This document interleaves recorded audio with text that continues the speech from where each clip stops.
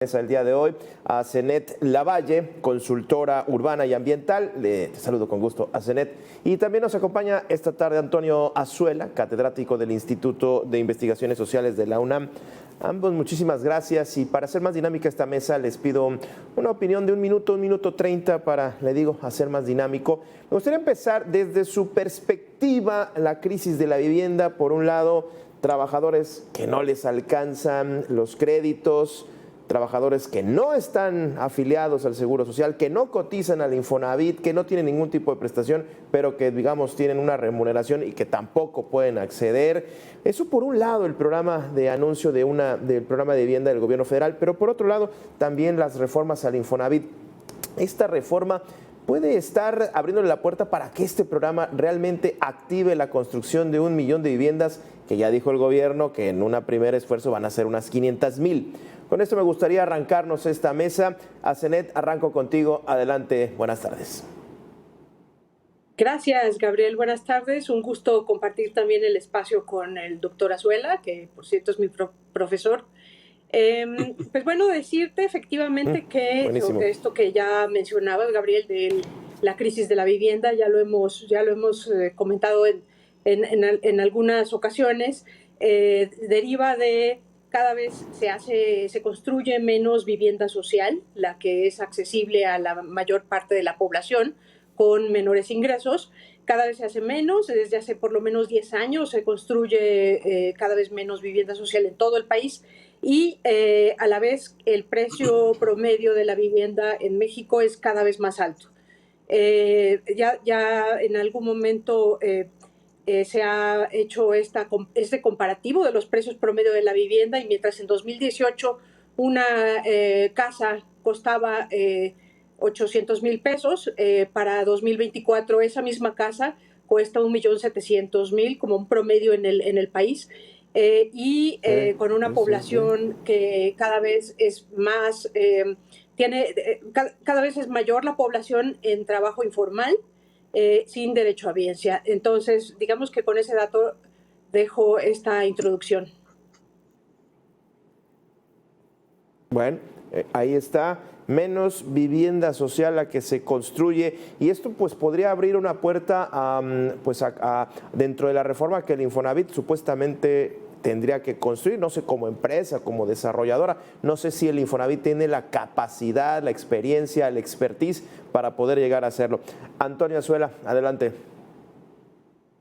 Buenas tardes, Gabriel, un gusto de estar contigo y con tu público y compartir el espacio con la maestra Lavalle. Es un gusto. Bueno, empezando también con una idea muy general, creo que en los últimos días se ha agudizado mucho la discusión en torno a la reforma del Infonavit, que tiene aspectos importantes, muy peligrosos y muy inciertos, pero que se nos olvida el tema de la vivienda más en general. El problema de la vivienda no se resuelve construyendo muchas casas. En gran parte, el problema de la vivienda es un problema del estado actual de las viviendas donde vive la gente. Los programas de mejoramiento han sido muy limitados, y yo creo que hay toda una corriente de pensamiento y de movilización social que se engloba bajo el concepto de producción social del hábitat, en donde el hecho de que la gente tome en sus manos el proceso de mejoramiento y de construcción de vivienda es algo que queda de lado en esta discusión. Porque hay mucha gente que no tiene acceso a una vivienda nueva, pero además hay mucha gente que podría mejorar su situación con una intervención fuerte sobre la vivienda que tiene. Muy bien, esto en un primer saque. Vamos entrándole, comentaba la palabra, me quedo con la palabra incierta, Antonio, incierto sobre esta reforma, sobre todo en el tema de los recursos, de todos los fondos, del fondo, de las aportaciones que tienen los trabajadores. Ahora, ¿cómo promover en un mercado inmobiliario tan, salvaje, porque el mercado inmobiliario realmente es muy, muy complejo? ¿Cómo promover, no sé si ya sea el Estado el que promueva la construcción, el que promueva y el que la la lleve a cabo la construcción de vivienda digna, de vivienda, como le llaman, de interés social, vivienda digna. No sé si tenga que ser así. Esta es la mejor vía. Asenet, adelante. Yo no sé si sea la mejor vía. Es la vía actual con la línea ideológica del presente gobierno federal, que además pues ya viene del sexenio anterior, ¿no? La idea de cada vez más reducir los espacios de los privados y accionar de una forma desde el ente público, ¿no? Desde la federación. Sin intermediarios además. Esa es la forma que ya veníamos viendo desde el gobierno pasado y no sé si sea la mejor o no. Finalmente son bandazos que da la historia, ¿no? Porque ya en algún momento el Infonavit, el instituto, ha construido vivienda con sus asegúnes, ¿no? Es decir, con sus características también de a veces no se vigiló la calidad de la vivienda que se construía. Hay documentados actos de corrupción en el camino. Después, con la llegada de los gobiernos primero panistas, después el regreso del PRI, pues bueno, cada vez fue adelgazándose la actividad del gobierno y pues ya prácticamente el instituto no construía vivienda. En el caso de decir, pues es mejor o no, no lo sé. Se está planteando esta empresa filial por parte del instituto con una serie de candados que las reformas, adiciones y derogaciones de esta ley, que anoche, por cierto, ya fue aprobada en el Senado y que estará en breve publicándose en el Diario Oficial de la Federación. Pues bueno, ahí se habla de una serie de candados para vigilar la adecuada actuación de esta empresa filial. Iremos viendo en el camino, efectivamente, todavía falta mirar las reglas de operación de los programas, tanto el de arrendamiento social como el de la propia construcción de vivienda y los que deriven. Entonces, pues sí es, digamos, la ley es súper general y después veremos cómo se aterriza ya en lo particular. Muy bien. Por cierto, una de las preocupaciones, y regreso contigo en un momento, Antonio, porque me tengo que ir a la pausa, pero una de los señalamientos que decía la oposición en esta discusión es que esta empresa filial pues no sería auditada, no podría ser auditada, supervisada y regulada. Entonces, pues atentos a esto. Regreso contigo para continuar con esta discusión. Vamos a la pausa y regresamos. Hace un momento Asenet hablaba de esperar las reglas de operación de esta empresa filial, sobre todo pues para conocer cómo va a operar, cómo va a desplegarse. Adelante, Antonio. Sí, planteaste el problema de la intervención del Estado. Yo creo que esta reforma tiene el riesgo de una privatización de los fondos del Infonavit. Se ha hablado mucho de que el gobierno quiere usar esos fondos, pero no es que el gobierno vaya a llevarse los fondos del Infonavit para otros fines, es que van a crear una empresa privada que depende del Infonavit y que es la que va a ser constructora y casera, ¿no? Un gran arrendador a nivel nacional.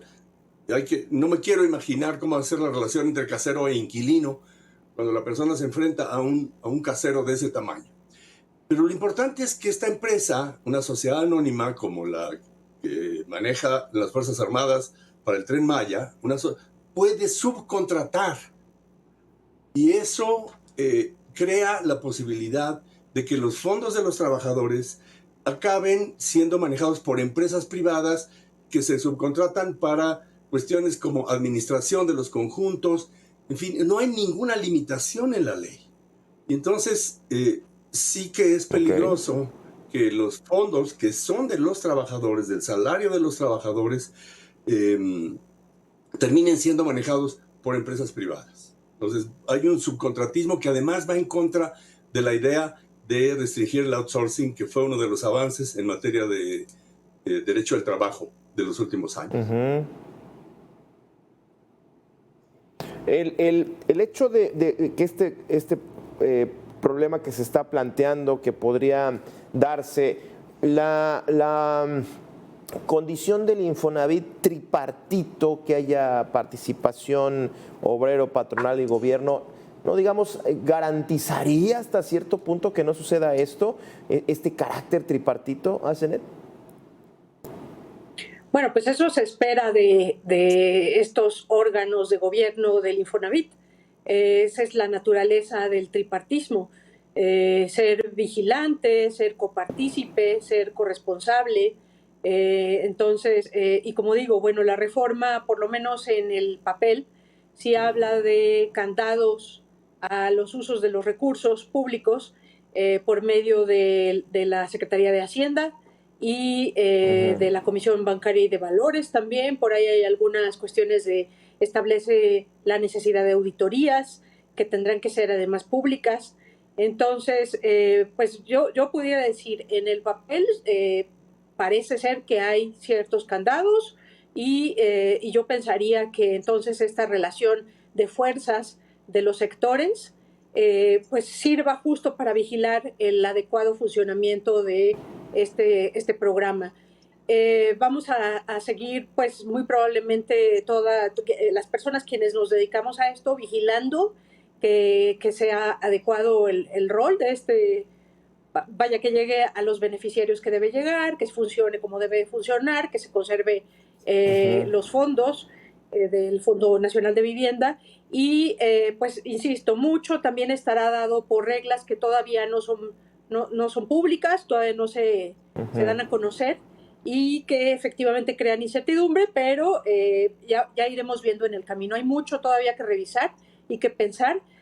Por mi parte estoy expectante pues de los logros que un actor más, que es el gobierno, en el mercado de la vivienda, pues vaya a solucionar o intentar solucionar la crisis de la vivienda actual en México. Claro. Antonio, ¿tú qué opinas sobre la conformación del Infonavit, en este caso que hay participación patronal, obrero, empresarial y del gobierno, precisamente para evitar esto que hace un momento comentabas, ¿no? Que se privatice y se subprivatice? Antonio. Sí, mi impresión es que el tripartismo no desaparece, pero sí se debilita, se fortalece la dirección general y las formas de participación no van a ser las mismas. En el pasado, como todo el tripartismo en México, hay muchas razones para estar inconformes.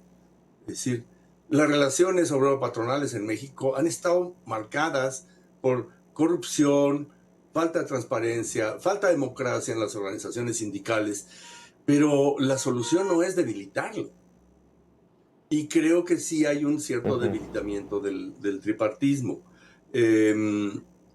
Desgraciadamente, en la opinión pública circulan elementos muy espectaculares de casos de corrupción o de mal manejo o de políticas equivocadas que se han magnificado y que creo que vale la pena emprender un análisis mucho más mesurado, ¿no? Yo estoy de acuerdo con la maestra Asenel cuando dice, bueno, esperemos y veamos cómo funciona esto, pero sí veo venir un protagonismo mucho más grande de la parte gubernamental que de la parte de representación de los sectores. Y a veces se nos olvida que el dinero de Infonavit no es dinero del gobierno, es dinero de los trabajadores. Dentro de unos años veremos qué pasó con ese recurso, pero sí quisiera comentar otra cosa. El Infonavit tiene una crisis estructural. El Infonavit está hecho sobre un supuesto que ya no tiene fundamento, porque supone un mercado de trabajo estable, supone que las personas tienen un trabajo durante un largo plazo para pagar un crédito de largo plazo, y esas condiciones en el mundo laboral mexicano ya no están ahí. Entonces, en realidad tendríamos que estar pensando en una reforma mucho más profunda, con una evaluación del modelo mismo del Infonavit. Aquí estamos hablando de ajustes menores a la estructura. Justamente para cerrar esta charla, no quiero dejar pasar también lo estructural del problema o de la crisis de la vivienda en México. Y empecé esta discusión sobre todo el déficit que existe de demanda de viviendas. Se habla de unos 8 millones de viviendas que necesita la gente, sobre todo de interés social, y apenas alcanzamos unas 300,000, cuando mucho, de manera anual. ¿Cómo está actualmente justamente este panorama de vivienda en el que se enmarca tanto el programa del gobierno federal como la reforma? Y esto para ir cerrando. Asenet, adelante. Sí, pues de acuerdo a los datos de la Comisión Nacional de Vivienda, la CONAVI, casi 9 millones de viviendas en todo el país están en condición de rezago. Es decir, de esas 9 millones, 7 tienen carencias o deficiencias en sus materiales de construcción, en sus espacios, en la calidad de los espacios, en los servicios con los que cuenta o debería contar esa vivienda para ser adecuada, y que, como bien decía el doctor Azuela, pues eso se refiere a la necesidad de mejoramientos de la propia vivienda ya existente. Y los cálculos son que poquito más de 2 millones de viviendas se requieren acumuladas hasta este año. Por ahí la CONAVI también ha dicho que se van a requerir 6.6 millones para 2030. Me parece que es un poquito alto el dato, pero es un hecho que también se requiere vivienda nueva en menor cantidad que la vivienda que deberá ser mejorada. Entonces, ese es el contexto en el cual 1 millón de viviendas, y partiendo que son 500,000 nuevas y 500,000 con mejoramientos, pues digamos, la teoría dice que esas acciones de este Programa Nacional de Vivienda es adecuado, va en el rumbo adecuado. Aquí la cuestión está en el cómo, ¿no? Yo siempre también me pregunto, actualmente con esta construcción masiva de viviendas en el país, me preocupa el dónde, ¿no? En dónde van a ser construidas, con qué calidad y con qué cumplimiento ambiental y urbanístico tendrá que ejecutarse estas acciones, ¿no? Pero bueno, insisto, todavía no hay anuncios en particular más allá de estos datos que hemos comentado. Entonces, pues a estar pendientes. Tengo 1 minuto con 30 segundos, doctor Azuela, para que concluya. Por favor, adelante. Sí, yo añadiría nada más que estamos a la espera de ver las políticas de vivienda que no puede resolver el Infonavit. El Infonavit puede resolver una parte y puede mejorar mucho su desempeño. Y en el pasado se cometieron errores muy graves que se tendrían que corregir. Entonces, estaríamos esperando qué hacer con todas las formas de producción de vivienda que no van a depender de Infonavit, y sobre todo con el mayor riesgo de esta reforma, que es la descapitalización. Me preocupa en el futuro ver unidades en donde algunos inquilinos no pagan sus cuotas y eso no tiene consecuencias. De manera que tenemos que tener mucho cuidado en el riesgo de la descapitalización del fondo. Muy bien. Muy bien, pues a ambos muchísimas gracias. Estaremos atentos a estos próximos 15 días para conocer, bien dicen, las reglas de operación. Gracias a ambos. Les agradezco, por supuesto, cerrar semana con nosotros. Le agradezco a usted